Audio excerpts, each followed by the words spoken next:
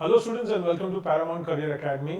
अभी तक आप तक भी ये खबर पहुंच चुकी होगी कि डीजी शिपिंग का जो सर्कुलर नंबर 21 2025 का है, ये कुछ एक बड़ी चीज, एक बड़ी खबर लेके आया है।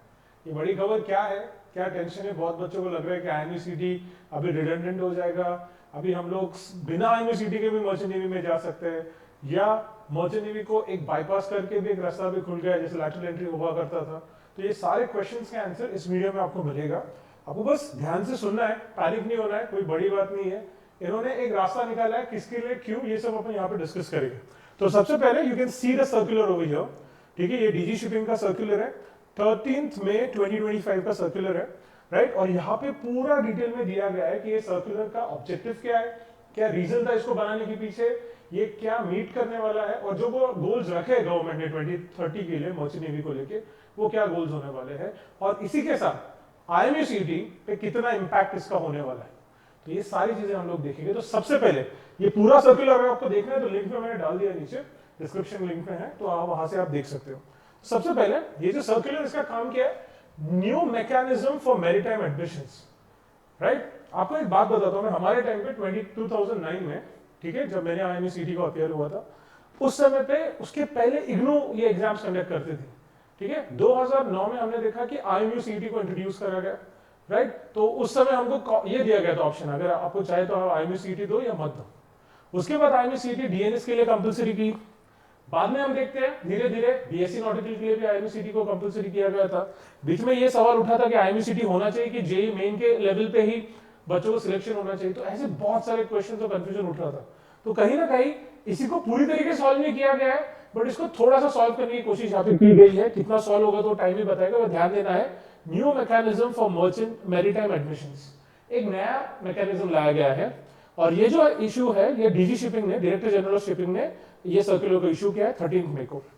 ऑब्जेक्टिव क्या है, देखो ये सर्कुलर को क्यों बनाया गया है, सबसे पहले समझ लेते हैं।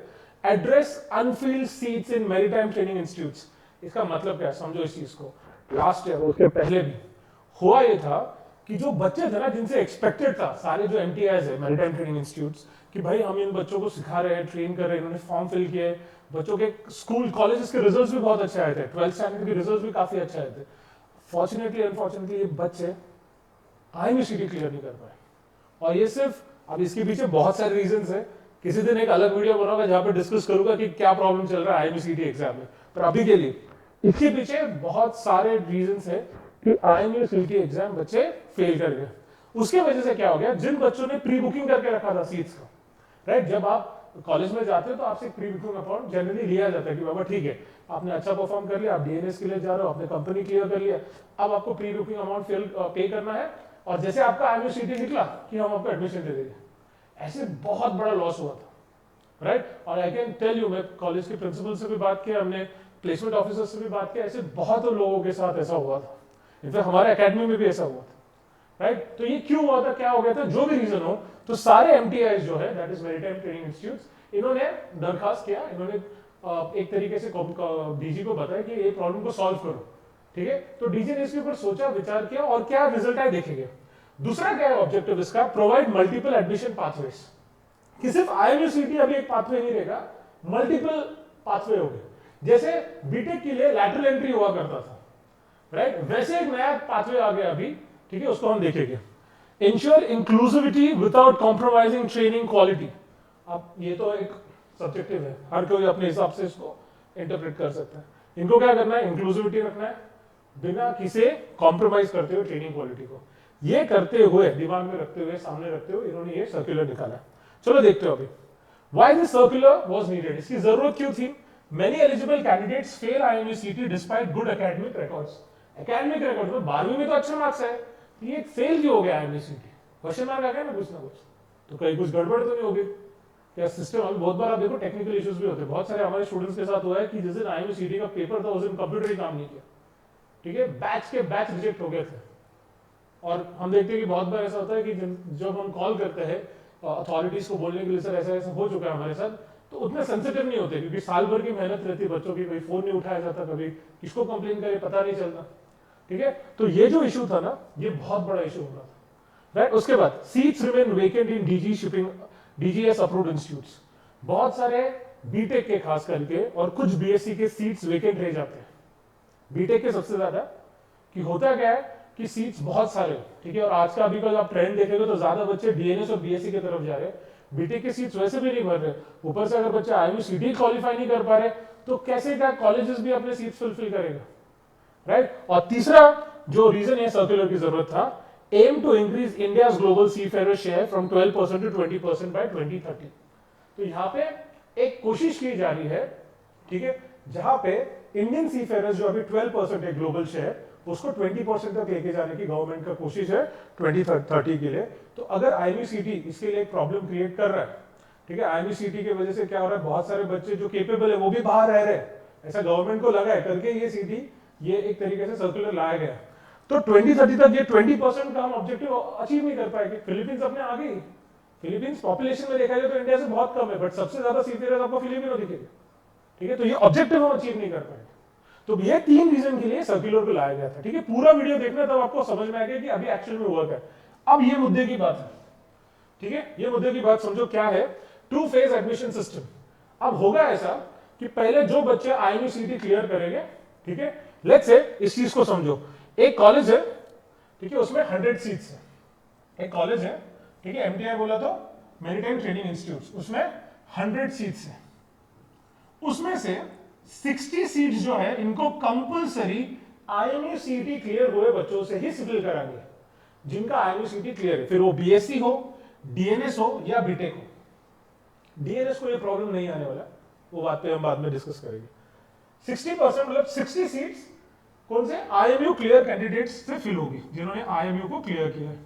और जो बचे हुए 40 सीट्स है, अगर 2 महीने तक ये सीट फुल नहीं होती, ये फिल नहीं होती, तो एमटीएस क्या कर सकते हैं, मतलब एकेडमिक कॉलेजेस क्या कर सकते हैं, ऐसे बच्चे जिन्होंने आईएमसीटी क्वालिफाई नहीं किया या दिया ही नहीं है, बट उन्होंने एक तो जेई मेन या उनके स्टेट गवर्नमेंट का इंजीनियरिंग एंट्रेंस एग्जाम में 40 परसेंटाइल लाई है, उनको ये 40 सीट्स में फिल किया जाएगा। समझ में आ रहा, नहीं समझे फिर से सुनो। 100 अगर एक कॉलेज में सीट्स है, कितनी सीट्स है, 100 seats, 60 seats compulsory IMU qualified बच्चों को देने हैं, बचे हुए 40 सीट्स वो उन बच्चों को दी जाएगी जिन बच्चों ने, ठीक है, आईएमयू क्वालिफाई नहीं किया या आपने अपीयर ही नहीं किया, बट आपने एक तो जेई मेन या आपके स्टेट का जो भी एंट्रेंस एग्जाम, जैसे महाराष्ट्र में एमएसटी सीईटी होता है, उसमें आपको 40 परसेंटाइल, नॉट परसेंटेज, परसेंटाइल लाने। अब ये ना एक अनइवन फील्ड नहीं रह जाएगा, क्योंकि कुछ स्टेट्स के इंजीनियरिंग एग्जाम बहुत आसान होते हैं और कुछ के बहुत ज्यादा डिफिकल्ट होते हैं, ठीक है। तो अब ये थोड़ा सा एक अनइवन फील्ड बन रहा है धीरे धीरे, ठीक है। चलो, so remaining 40 seats can be filled through an alternate root if vacant seats after 2 month, और 2 महीने तक रुका जाएगा। मतलब इसका एक और एक अर्थ निकलता है कि जनरली 1 अगस्त के आसपास कॉलेजेस शुरू हो जाते थे, अब कॉलेजेस जो हो गए वो 24-25 अगस्त तक शुरू हो गए, ठीक है, ये भी होने वाला है, राइट। और जो सीट्स फिल हो गए वो तो अपना कॉलेज शुरू कर देंगे, राइट। तो देखिए यहाँ पे eligibility for alternate admission, 60% aggregate in PCM, 40% in IIT और state entrance exam, okay, must meet medical and STCW standard. बाकी तो सब सेम रहेगा, एसटीसीडब्ल्यू स्टैंडर्ड हो गए, विजन टेस्ट, अपना ऑडिबिलिटी टेस्ट, वो सारा तो वैसे का वैसे रहने ही वाला है। बट यहाँ पे हम लोग देखते हैं कि 40 परसेंटाइल आपको लाना है आईआईटी जेई या आपके स्टेट के एग्जाम में, ठीक है। तो अब जो पिछले साल के बच्चे थे जिन्होंने ड्रॉप लेके ये साल पढ़ाई की है और जिन्होंने 40 परसेंटाइल लाया था, उनके लिए दुखद खबर है बहुत, ठीक है, बट कोई नहीं, चलो होता है। तो एनीवेज, तो आई होप आपको ये बात क्लियर हो चुकी है, ठीक है। चलो नेक्स्ट, ट्रांसपेरेंसी एंड कंप्लायंस। तो अभी ये तो सब बातें बोली गई है कि admission must be reported to DG shipping. जो भी ये 40% बच्चे आने वाले जिन्होंने आईएमसीटी क्लियर नहीं किया है, उन लोग ने क्या करना है कि डीजी शिपिंग को जाके सब रिपोर्ट करना है अच्छे से, ठीक है। मतलब उन्होंने नहीं, एमटीआई उनके बिहाफ में करेगी कि ये हमने एडमिशन लिया है, इन्होंने ये क्राइटेरिया फुलफिल किया है, ये बच्चे अच्छे। Full documentation and audit readiness, कि कोई भी प्रकार का धांधली ना होकर के, ये क्योंकि आईएमसीटी को लाया इसी वजह से था कि कोई प्रॉब्लम हो रहा था वो टाइम पे, ठीक है। तो अभी प्रॉब्लम ना हो करके विजिलेंस का काम करेगा DG shipping. Training, quality and shipboard placements are mandatory. अगर आप बच्चों को ले रहे हो आपके इंस्टीट्यूट में, तो उनका ट्रेनिंग, उनका प्लेसमेंट ये मैंडेटरी है, बट उसके साथ अगर नहीं होता है तो क्या पनिशमेंट होगा वो आपको मेंशन नहीं है, राइट? तो ये दोनों चीजों को आपको समझना बहुत जरूरी है, right? Next, goal of policy, expand pool of qualified seafarer, optimize MTI infrastructure use, align with Maritime India Vision 2030। कि हमको सीफेरर का जो ये है पूल है उसको एक्सपैंड करना है, 20% तक जाना, देखो नीचे वही लिखा है।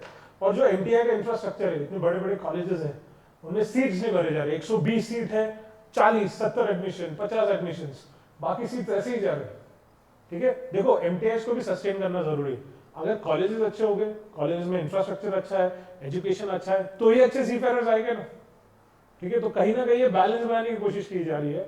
बट इसका मतलब तो ये एक हो गया है कि जो क्वेश्चन अभी तक था सबके दिन में कि क्या आईएमसीटी बेस्ट है इंडियन मैरीटाइम इंडस्ट्री के लिए, तो इसके ऊपर एक बड़ा क्वेश्चन मार्क तो आ गया है, क्योंकि अभी डीजी शिपिंग में एक तरीके से मान ली ये बात कि आईएमए के अलावा हम और एक एंट्री पाथ दे रहे हैं बच्चों को, राइट? ठीक है, चलो चैलेंजेस भी, प्रॉब्लम्स भी आने वाले हैं बिकॉज ऑफ दिस। क्या क्या चैलेंजेस आने वाले? Risk of quality dilution in IMCT is bypassed. देखो जो एडमिशन है, ठीक है, हो सकता है कि क्योंकि लूप होल मिल गया, अब इसका कौन कैसे इस्तेमाल करेगा बोल नहीं सकते, तो ये डाइल्यूट हो सकता है जिस तरीके का क्वालिटी ऑफिसर्स आने चाहिए वैसे आए या ना आए। ओ burden on MTI to provide onboard training. अब क्या होगा, बिकॉज एमटीआई के पास 120 सीट्स है, तो वो तो कोशिश करेंगे कि पूरे सीट्स भर ले। अब पूरे सीट्स जब भरे जाएंगे तो वो भी बर्डन रहेगा कि इनको प्लेसमेंट्स भी देने हैं, तो क्योंकि सीट्स भर रहे हैं तो प्लेसमेंट्स का भी रेशियो बढ़ेगा। और ऊपर से हम जगह और एक चीज देख रहे हैं कि शिप्स जितने हाईटेक हो रहे हैं ना, तो जो सेफ मैनिंग था एक तरीके से वो भी कम हो रहा है, तो इन दोनों का बैलेंस बनाना बहुत जरूरी है। तो that is going to be a challenge, a big challenge. Next, possibility of misuse through capitation and unfair admissions, ये भी हो सकता है, ठीक है? अनफेयर एडमिशंस भी हो सकते हैं, देखो अभी ओपन हो रहा है सब। Students confusion due to unclear two phase processes, students थोड़े अनक्लियर रह गए इनिशियल स्टेज में कि पता ही नहीं कैसे क्या करना है, होगा कि नहीं एडमिशन, क्योंकि 2 महीने का टाइम दिया, 1 महीने में तो भी समझ सकते हैं, ठीक है? डीजी ये भी कोशिश कर रहा है कि इनका अनफेयर मीन्स ना होकर के 2 महीने दिए जाए, ठीक है? बट अगेन ये भी चीज है कि अनफेयर मीन्स का यूज हो सकता है, अभी तक हुआ है, आगे क्यों नहीं होगा, ठीक है? Next, legal challenges from CET qualified candidates. जिन बच्चों ने सीईटी क्वालिफाइड किया है एमसीटी, वो जाके कोर्ट का दरवाजा खटखटा सकते हैं कि भाई हमारे साथ ऐसा क्यों, right? Next, undermining the authority of IMU and it's centralised process. IMU एक सेंट्रलाइज्ड प्रोसेस था, आईएमयू सर्वोच्च था, सबसे ऊपर था मैरीटाइम एग्जाम्स में, अब वो कहीं ना कहीं हिल गया, ठीक है? अभी क्योंकि पैरेलल रोडवेज भी आ गए हैं। And next, reluctance from shipping companies to hire non CET candidates. अब ये बात नहीं समझ में आएगी कि देखो एक टाइम होता था बड़ी बड़ी कंपनीज को इतना फर्क नहीं पड़ता था आईएमयू सीईटी क्लियर है या नहीं, ये फैक्ट है। 2009 में मैं आपको बता सकता हूं कौन सी कंपनी खुल के बोल दिया था कि मत दो। अब बीच में क्या हो गया था, the companies have started relying on IMCT. अब ऐसा हो जाएगा कि जो बच्चे आईएमसीटी क्लियर नहीं है फिर भी उन्होंने कॉलेज में एडमिशन लिया, हम इनको ले या नहीं ले एडमिशन में, तो क्लियर क्या हो जाएगा, एक तरीके से उनके बीच में भेदभाव होना शुरू हो जाएगा कि भाई एडमिशन तो ले लिया इसने, पर इसको सिलेक्ट करे या ना करे। This is going to be a big challenge. देखो इसके पहले आईएमयू रैंक्स को इतना इंपॉर्टेंस नहीं दिया जा रहा था, सिर्फ आप आईएमयू क्लियर करके आ जाओ, वहां पे भी बहुत बड़ा कंफ्यूजन था। अब ये कंफ्यूजन और बढ़ गया, ठीक है? तो सिलेक्शन प्रोसेस में अभी बहुत बड़ा प्रॉब्लम होने वाला, राइट? तो ये चैलेंजेस आपके सामने आए। अब एक मोटी मोटी मैं आपको बात बता देता हूं कि मेरे को क्या लग रहा है इससे कि क्या होने वाला है। मेरे को यह लग रहा है डीएनएस को इस सर्कुलर से कोई फर्क नहीं पड़ने वाला, डीएनएस के सारे बच्चे जैसे वैसे आएंगे, ठीक है? क्योंकि डीएनएस में देखते हैं कि बच्चे आईएनसीटी क्लियर करते, मेरे को नहीं लगता डीएनएस में इतना फर्क पड़ेगा। इशू होने वाला है बीएससी और बीटेक में, जो सीट्स खाली रह जाती थी ना, अब बच्चे जाएंगे क्योंकि ओपन हो गया एडमिशन। 40% लाना कोई बड़ी बात नहीं है स्टेट गवर्नमेंट के एंट्रेंस एग्जाम में, ठीक है? आप लोग इतने साल से आईएमसीटी और बाकी क्लासेस चला रहे थे, ठीक है? तो वी नो कि 40% लाना स्टेट गवर्नमेंट में कोई बड़ी बात नहीं होती, तो बच्चों का एडमिशन तो बढ़ेगा। बट अब ये हो जाएगा ना किसी फाइनेंशियल ट्रैप में बच्चे ना अटक जाए। Students you have to be very careful.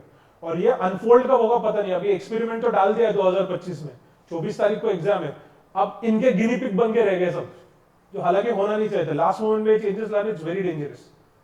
तो हम अभी करेंगे क्या, तो कोई नहीं, देखो मुश्किल आता है, we all want to see, I was a seafarer and you want to be a seafarer, right? Seafarer वही बनता है जो स्ट्रांग है, राइट? तो ठीक है, चलो मुश्किल आई है, लेट्स फेस इट टुगेदर, देखते हैं क्या। बट एक उसको बोलते हैं कैलकुलेटेड डिसीजन लेना है। अगर IMUCD क्लियर नहीं होती है तो सही में जाना चाहिए या नहीं जाना चाहिए। बीटेक के बच्चों ने क्या करना चाहिए? डीएनएस को मेरे को नहीं लगता कहीं भी प्रॉब्लम आएगा, पर बीएससी और बीटेक, खास करके बीटेक के बच्चों को बहुत सोच समझ के काम करना है। आपके लिए अब ऐसा हो गया कि IMU का जो एक तरीके से रिक्वायरमेंट था वो कमी हो गया, ठीक है। तो ये सारी चीजों को अपने को अभी अच्छे से एनालिसिस करना है एंड विल बी देयर, ठीक है। आपके सामने कमेंट सेशन है, आपको जो डिस्कस करना है, जो भी क्वेश्चंस है, will try to reach out to the DG shipping people also. उसी के साथ हम कोशिश करें कि बाकी एमटीआई से भी बात करें कि वो भी आके अपना पॉइंट क्लियर करें अपने चैनल पे, and definitely it will help everyone, ठीक है स्टूडेंट्स। इसी के साथ सर्कुलर का लिंक मैंने डाल दिया है, आप भी खुद से पढ़ सकते हो, थोड़ा गवर्नमेंट का लैंग्वेज अगर ध्यान से पढ़ोगे तो हो जाएगा, right. So with this students, I'll take a leave and we'll be meeting in the next session. Till then, thank you, take care and happy learning.